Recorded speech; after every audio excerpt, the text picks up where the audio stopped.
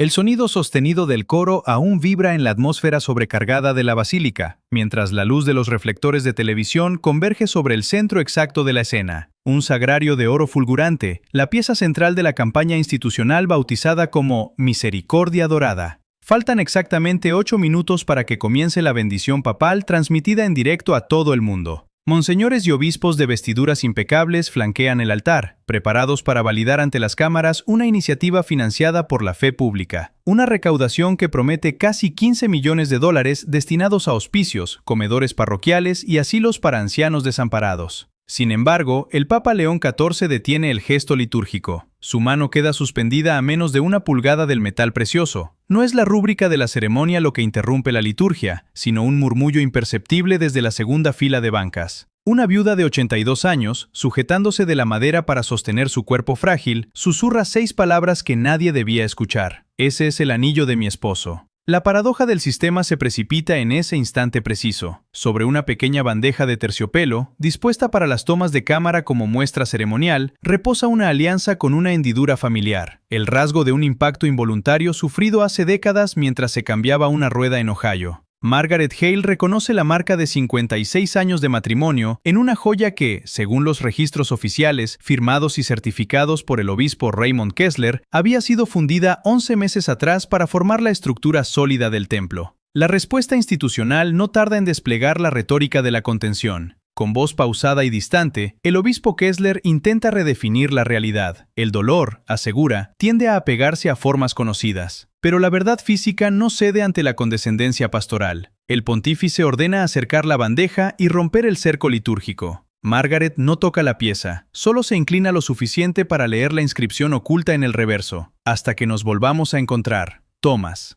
La estructura formal colapsa bajo la simpleza de una pregunta formulada en el epicentro del ritual. Si la alianza fue fundida según el protocolo, ¿por qué permanece intacta frente al altar? El arzobispo Lucio Valenti, presidente de la fundación y figura de serena autoridad, interviene para calificar el hecho como un marginal error de etiquetado, advirtiendo el riesgo de alterar la transmisión internacional. Pero la corrección, determina el pontífice, debe poseer la misma visibilidad que el acto oficial. Se convoca de inmediato al conservador de metales. Bajo la mirada fija de las cámaras y ante el silencio repentino de la coral, el especialista aplica los reactivos sobre el panel inferior de la estructura. Su pulgar comienza a temblar. El sagrario no es de oro macizo, es latón recubierto por una fina capa de pan de oro.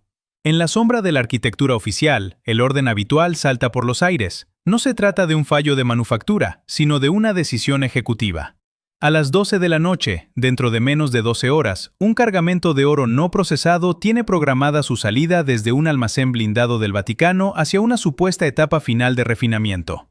León XIV emite una orden inmediata y rotunda: sellar el depósito y prohibir la salida de cualquier camión. Por primera vez en la jornada, la compostura del obispo Kessler se quiebra. En la sala privada a la que son trasladados los jerarcas, el arzobispo Valenti despliega su carpeta de cuero y apela al lenguaje inexpugnable de la burocracia. Las piezas fueron gestionadas estrictamente según el procedimiento. Sin embargo, cuando el Papa exige contrastar los números con la realidad del terreno, la contabilidad institucional revela su verdadera arquitectura. Hospicios proyectados que no son más que terrenos baldíos en Pensilvania, locales comerciales cerrados y cocinas comunitarias de $900,000 que apenas recibieron $40,000, mientras casi $2 millones de la fundación fueron desviados para la adquisición de una residencia marítima destinada al descanso de altos dignatarios. Ante los primeros informes contables, León XIV rechaza aislarse en la diplomacia interna y se desplaza personalmente al almacén cerrado. Lo acompañan únicamente la viuda, una auditora laica, un sacerdote apartado de la administración y una monja de 74 años que custodió en el pasado los libros contables. Al romper los sellos del depósito Gray, la investigación saca a la luz cientos de alianzas empaquetadas en bolsas de plástico, clasificadas minuciosamente por su pureza metálica y separadas según su valor comercial. La fe de los donantes no había sido procesada para el culto, sino minuciosamente tasada. En el fondo de la nave de carga, tras una viga de soporte, una pequeña llave de latón oculta revela un libro de registro que no pertenece a ningún programa benéfico conocido, bajo el epígrafe Reservas de Fundición. Es allí donde el análisis financiero choca de frente con la dimensión personal del engaño. En el archivo secreto recuperado de la residencia marítima, la auditoría descubre el libro original de donantes, donde cada nombre lleva adjunta una anotación fría y precisa. Viuda, veterano, sin familia directa, poco probable que consulte. Junto al nombre de Margaret Hale figura una línea adicional, redactada con helada certeza. Confía en Kessler personalmente. Lo que la institución consideraba un expediente anónimo era en realidad una traición histórica.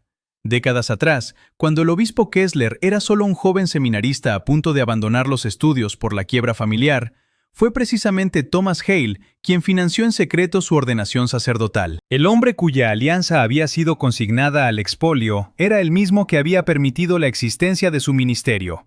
La confrontación definitiva se traslada al salón principal, donde el sagrario de latón al descubierto y las barras de oro recuperadas sustituyen el adorno ceremonial. Ante la presencia de la comunidad y frente al libro de donantes abierto, el Papa León XIV confronta directamente al obispo que certificó los informes, colocándolo cara a cara con la mujer a la que prometió honrar la memoria de su esposo. Kessler intenta articular una justificación sistémica, afirmando que la campaña sobrepasó la capacidad de cualquier individuo. Pero el pontífice no busca una abstracción teológica ni una excusa administrativa. Toma la alianza cargada de historia, la sostiene frente al prelado y formula la pregunta que desmantela el edificio institucional. Si la confianza de los creyentes fue empeñada en este altar, ¿quién le devuelve ahora a esta mujer la fe que ustedes utilizaron como insumo? Frente al altar despojado, la pregunta del pontífice no busca una respuesta teológica, sino la confrontación directa con la responsabilidad personal.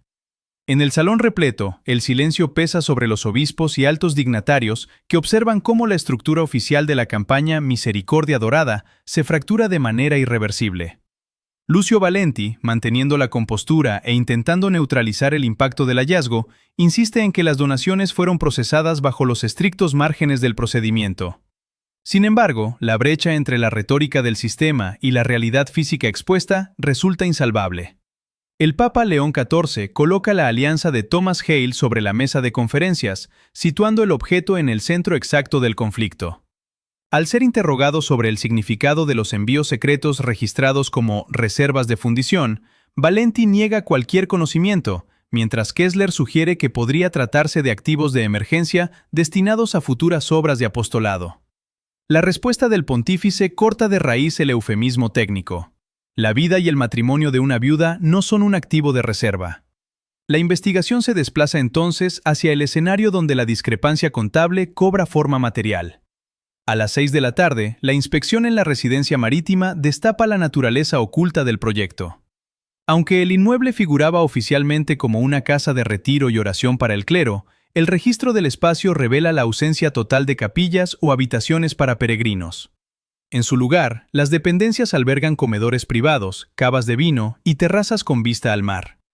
Detrás de un panel de madera en el despacho principal, la pequeña llave de latón hallada en el almacén abre una puerta blindada de acero. En su interior reposan 24 barras de oro estampadas con el sello de una fundación privada vinculada a familiares de Valenti y Kessler, acompañadas por cajas de medallas, cruces familiares y alianzas demasiado singulares para ser fundidas sin riesgo. El sistema no había procesado metal anónimo, había categorizado y clasificado minuciosamente historias humanas. El hallazgo más revelador no se encuentra en la bóveda, sino en el cajón de un escritorio. Bajo los menús de conferencias y las facturas de remodelación, el libro original de donantes expone la lógica fría del despojo. Cada nombre lleva adjunta una caracterización sociológica precisa: viuda, veterano, sin familia, poco probable que reclame. Cuando Margaret Hale observa su propio registro y la anotación que señala su confianza personal en Kessler, la memoria revela el origen de la traición. Décadas atrás, en Pittsburgh, el entonces joven sacerdote había acompañado a la familia en momentos decisivos, prometiendo que la iglesia conservaría la memoria de su esposo. 3 semanas después del entierro, gestionó la donación del anillo bajo la promesa de construir un refugio donde nadie envejeciera en la soledad. Sin embargo, el texto revela una verdad aún más compleja. Thomas Hale había presidido años antes un pequeño fondo parroquial que financió los estudios del propio Kessler, cuando su familia atravesaba una ruina económica. El obispo no había tomado la joya de una desconocida, sino del hombre que hizo posible su sacerdocio. Confrontado en la residencia marítima ante la página abierta del registro, la compostura de Kessler colapsa por completo. Al intentar justificar sus actos alegando que la escala del proyecto superó a los individuos, Valenti interviene advirtiendo que la exposición pública destruirá la confianza de los fieles y humillará a la institución. La respuesta del pontífice fija el principio moral de la investigación. Una confianza edificada sobre el silencio y el despojo de una viuda merece ser destruida. Faltan 4 horas para la medianoche y el camión de transporte sigue esperando en el depósito. León XIV rechaza los intentos de contención de la jerarquía, ordena trasladar las barras de oro, las cajas recuperadas y el libro de donantes al salón principal, y exige la presencia inmediata de cada obispo que firmó los balances oficiales para iniciar la restitución pública. Antes de las 10 de la noche, el gran salón vuelve a llenarse de una multitud expectantemente silenciosa. Ya no hay coros sosteniendo notas solemnes ni paños de tela dorada cubriendo el altar. En el centro de la escena permanece el sagrario de latón inconcluso, exhibiendo su recubrimiento falso bajo la luz fría de los reflectores, flanqueado por las 24 barras de oro recuperadas de la residencia marítima y el libro original de donantes. Frente a la evidencia irrevocable, las líneas de resistencia institucional intentan un último despliegue para atenuar el impacto del desmantelamiento. El arzobispo Valenti, secundado por los prelados involucrados en la administración de la fundación, busca desesperadamente un margen de contención diplomática. Su propuesta se concentra en evitar la confrontación abierta, posponer la bendición oficial, atribuir las discrepancias a un fallo grave del proveedor de manufactura y encargar una auditoría interna a puerta cerrada que gestione los activos mediante un acuerdo confidencial. Para la cúpula directiva, la conservación de la fachada oficial y la protección del prestigio institucional siguen siendo la prioridad absoluta, argumentando que el escándalo público destruirá la fe de la comunidad y arruinará la credibilidad de cada obra benéfica de la Iglesia. Sin embargo, la firmeza de León XIV desbarata la retórica del encubrimiento al confrontar la lógica del sistema con la realidad de las víctimas. Al ser interrogado sobre si la humillación sufrida por Margaret Hale había sido confidencial, Valenti guarda silencio, marcando el colapso definitivo del intento de pacto a puerta cerrada. El pontífice determina que la restauración debe poseer la misma visibilidad pública que el daño causado. La respuesta del sistema, basada en diluir la culpa individual dentro de procedimientos impersonales, queda neutralizada por la exigencia implacable de hechos concretos y decisiones inmediatas. León XIV ordena la suspensión inmediata de todos los obispos responsables del esquema de malversación, revocando de forma fulminante su acceso a los fondos eclesiásticos y remitiendo la totalidad del expediente a las autoridades civiles, estableciendo que el arrepentimiento espiritual jamás exime de la responsabilidad penal. Ante la asamblea reunida, el Papa no inicia la sesión con un discurso de acusación abstracta, sino con una verificación metódica de los hechos. Exige a Valenti que lea en voz alta los nombres de los 7 hospicios prometidos por la campaña Misericordia Dorada. Tras la lectura de cada ubicación, la auditora laica Helen Brooks expone la realidad técnica constatada por los peritajes: terrenos baldíos en Pensilvania, locales comerciales clausurados, proyectos cancelados antes de iniciar cimentación alguna, y un único centro de 6 camas utilizado exclusivamente como escenografía para fotografías promocionales, sin haber recibido un solo dólar del presupuesto asignado. Con cada informe leído, la hoja de papel en manos de Valenti desciende un poco más, dejando expuesta la magnitud del fraude. Llegado el momento de máxima tensión en la sala, León XIV pide a Margaret Hale que se ponga en pie, pero sus rodillas fallan al apoyarse contra la banca. En un movimiento instintivo, el obispo Kessler avanza para auxiliarla, pero se detiene de golpe cuando la viuda retrocede con un gesto involuntario de rechazo, cerrando entre ambos una distancia insuperable. El pontífice toma la alianza de Thomas y encara directamente al prelado con una serie de preguntas que apelan a la memoria y al origen de su ministerio, hasta obligarlo a reconocer públicamente el nombre de la persona que financió sus estudios en el seminario.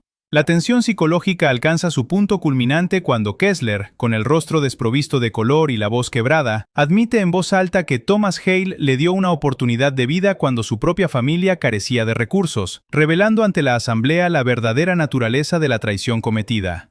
La admisión del obispo Kessler deja al gran salón sumido en un silencio absoluto.